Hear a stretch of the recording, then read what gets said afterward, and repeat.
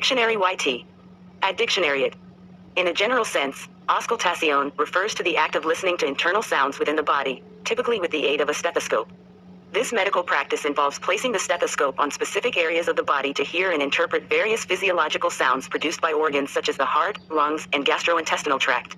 Healthcare professionals use auscultation to assess the normal function of organs, detect abnormalities, monitor changes in health conditions, and aid in diagnosing various diseases and disorders.